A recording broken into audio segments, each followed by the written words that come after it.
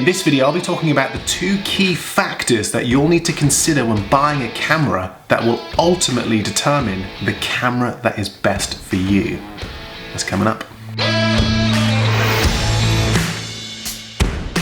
Hey everyone, Steve here from Learn Online Video, helping you master the art of online video production. So, you're looking to buy a camera. Maybe you're just starting out and you're looking to buy your first camera. Maybe you're a professional and you're looking to upgrade. How do you determine the camera that is best for you? Well, today I'm going to give you a few tips on buying a camera and teach you a method that will ultimately make the decision for you. Now, this method can be applied to the camera that you're about to buy and also to any camera that you buy in the future. Now, there are 2 main factors to consider when buying a camera. Number 1, your budget, of course, and number 2, your shooting style, or what it is that you plan on shooting. Now, I know this will vary from shoot to shoot. Not every shoot is the same, but generally you'll be shooting similar things. Maybe you're looking to shoot action sports, maybe you're a wedding cinematographer, or maybe you're looking to shoot YouTube videos just like this one here. The best camera for each of those situations will vary.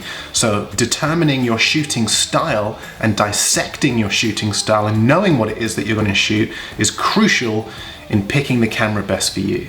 There is no best camera, there's only a better camera for a particular shoot. So let's take action sports as an example. So imagine that you're looking to create a video where you're hurling down a mountain on a snowboard, okay? You got trees flying past you, you got snow hitting you in the face, you want this epic shot pointing towards you, maybe you're looking for another shot, a POV shot as you go through the trees.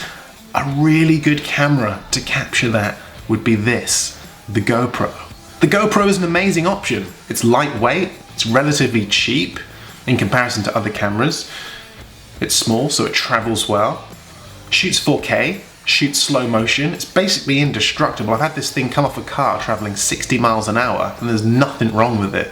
So hurling this thing down a mountain on a snowboard, not a problem. However, if I was looking to shoot a wedding, the GoPro probably wouldn't be my best option. I mean, it's only got 1 lens, I can't zoom in, I can't zoom out, so I can't get all those nice detailed shots of the ring.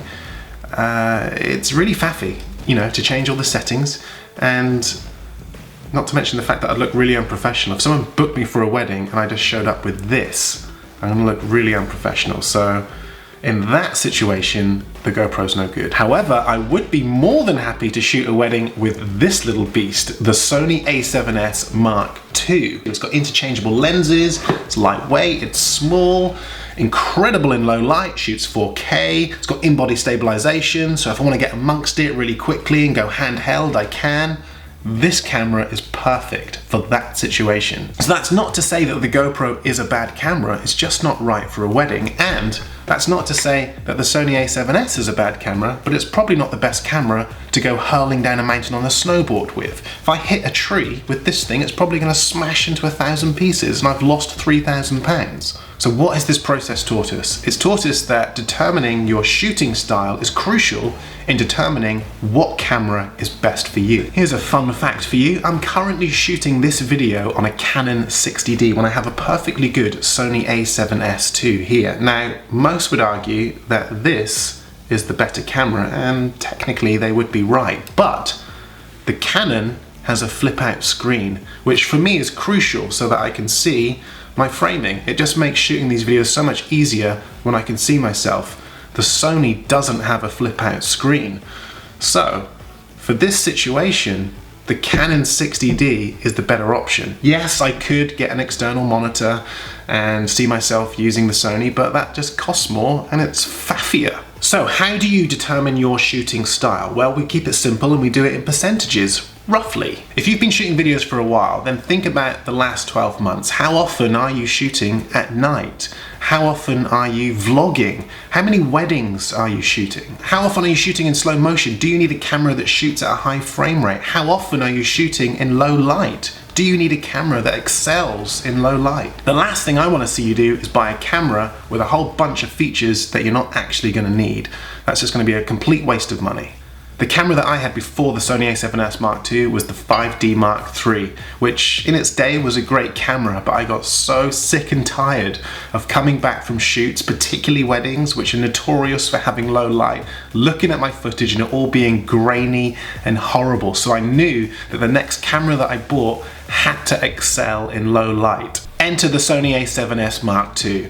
On the Canon 5D Mark III, if I push my ISO anything above 3200, I'd get horrible grainy footage. I can push my ISO at least double that with this camera and still get really crisp and clean images. So start to write a list about how often you use particular features in a camera. Put them in priority order, and through a process of elimination, you will soon start to find out what features you really need and what features you really don't. Now, maybe you've never shot a video before in your life, so you can't look back at the last 12 months and determine what features you do use and what features you don't.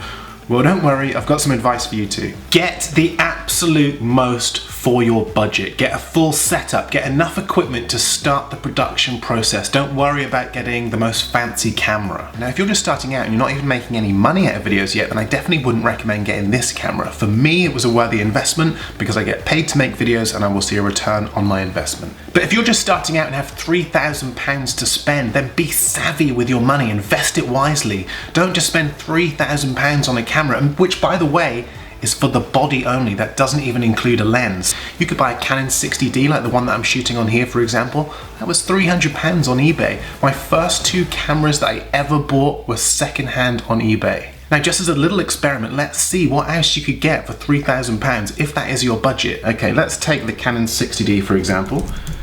Canon 60D. Now we're going to go to buy it now just to keep it simple.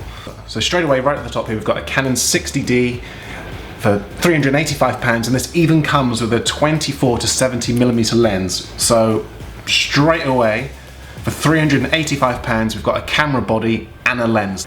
Now we've got a camera, now we're going to need some SD cards so we can actually use that camera. Now I would never suggest scrimping on SD cards, so I would go for SanDisk Extremes. Let's have a look. So scrolling down here, I can see that we have a SanDisk Extreme 64GB SD card for £36.50. So that's a decent amount of memory. You know, you're gonna be able to shoot quite a lot of video on that. So boom, straight away, we've got £36.50. Now we've got a camera, we've got a lens, we've got our memory cards. Now we're gonna need to record some nice crisp audio. So let's go for a Rode mic.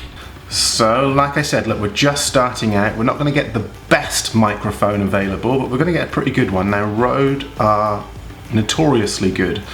I've only ever had Rode mics. I've tried and tested a few others, but I always end up going back to Rode. So straight away, we've got one here, $69.99. Let's go with that one. So we've got a camera, we've got a lens, we've got memory cards, we've got a microphone so we can start recording good audio. Now we're going to need to stabilize our camera in some way. We can go handheld, but it's always really useful to have a tripod. So look, let's push the boat out a little bit here, shall we? Let's go for a Manfrotto tripod. Let's go fluid head.